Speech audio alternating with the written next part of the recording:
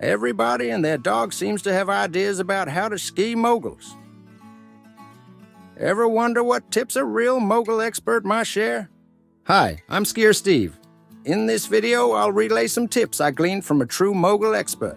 As I mentioned in my video at the end of last season, my wife and I spent the off-season in France doing some volunteer work. While we really enjoyed ourselves over there, I like Paris. I love baguettes. we ended up working long hours, which wasn't conducive to staying in shape. So when we arrived home a week ago, I decided to hit the slopes and try to find my ski legs. As you might expect, I wandered over to a good mogul slope and started doing laps. Since I was seriously out of shape from the off-season, I had to stop from time to time for what I refer to as a fat attack. Fat! Fat! While gasping for breath, I observed other skiers whiz by me in various stages of mogul skiing prowess. However, one guy in particular caught my attention. He was one of the best mogul skiers I had seen in a long time. He happened to stop momentarily by me, and I decided to strike up a conversation. We're having all sorts of fascinating conversations. I told him that he made the bumps look easy. He grinned a bit, said thanks, and then started back down the hill. I watched him for a few seconds and thought to myself, I need to learn what this guy knows. So I sped down the hill to try and catch him. There was no lift line, and I was able to ski into the loading zone in time to share his chair. We sat down on the chair, and I turned to him and asked, "Do you have any tips you can share with me?" I tip you, but I don't have any cash. I was pleasantly surprised when he said, "Sure." He then started to explain that we use the section of the ski near the tip for turning. So, he said, we try to lean forward to keep the weight on the front of the ski. While this sounded like good mogul skiing advice, I looked around the chair and could only see him and me sitting there. So I wondered who the we was that he was referring to. When I asked who we was, he explained that he spends a lot of time working and training with the Olympic mogul team. He told me that most of what he knew about mogul skiing he had learned from Nick Page, arguably the best mogul skier in the world. So not only was he an excellent skier as far as I was concerned, he had some street cred too. That could be fun. The man's got some street cred. He went on to explain that when we turn, we lean way forward and pull our heels up under our rear ends. Since the weight is on the front of the skis, lifting the tails by pulling the heels up makes it possible to make quick, tight turns.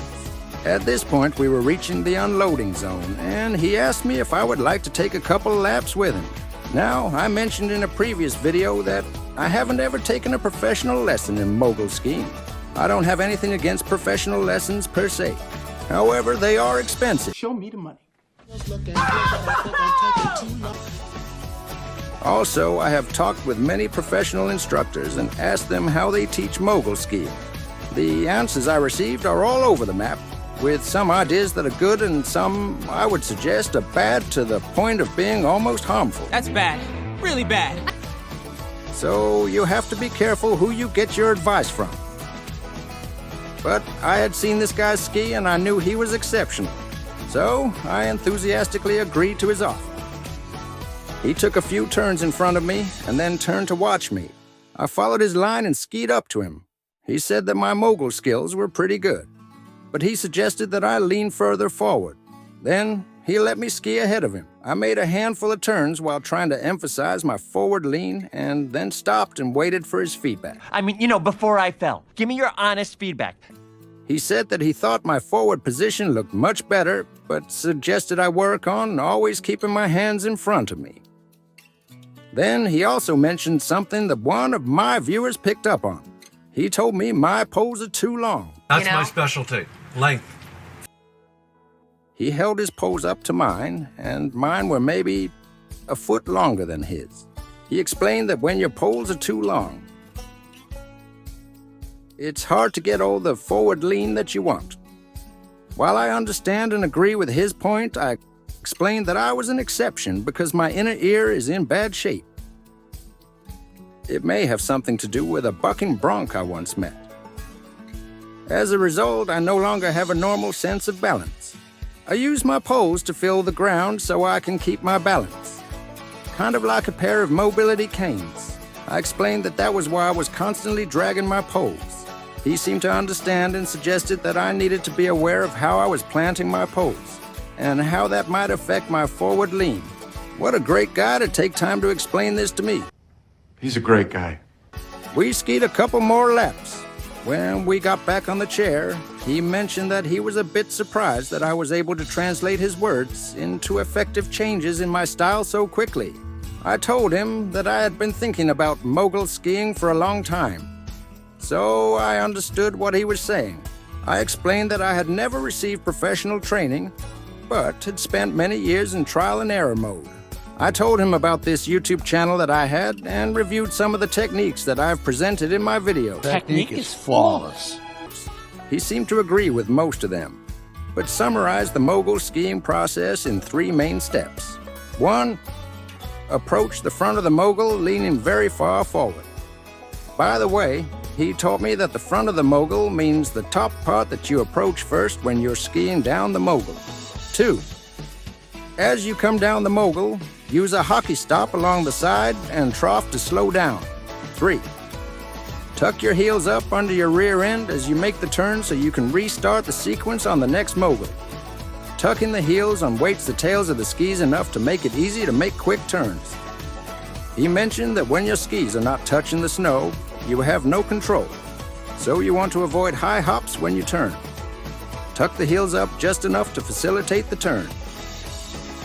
One other piece of advice I got from him was about skis. Over the years, I have heard all kinds of advice from friends, instructors, and technicians about skis and boots. These are all well-meaning folks who just want to help. I just wanted to help. But the advice is often contradictory, so it's hard to know who to believe. For example, last season I had a good laugh when I was in a shop in Vail. A guy was putting on his boots and was almost in tears because they were so tight. I asked him why he had such tight boots. He told me that he needed all the performance he could get. Evidently, in his mind, tight boots means better performance. I thought, good grief. I can't imagine 3 millimeters of play in a weekend warrior's boot is going to affect his skiing. At least the play in his boots is probably less of a performance factor than his impaired vision from the tears of pain he would be experiencing. Of course, I didn't mention this to him out loud. Or maybe I did, I can't quite remember. Did I say that out loud? At any rate, because of these kinds of experiences, I have wondered how much difference the equipment makes. So I asked my new mogul expert friend if he preferred stiff skis or soft skis for moguls. He explained that the current trend seems to be stiff skis to maximize control in the bumps, with soft boots to allow a lot of forward lean. All of his advice made perfect sense to me, and hopefully it's helpful to you too. After a couple of laps, my new friend told me he had to head back to the ranch. So I thanked him and admired his style as he headed off into the sunset. So there you have it. Some great advice from a guy who knows. Feel welcome to post your questions, comments, and reactions in the comments below. And as always, please subscribe.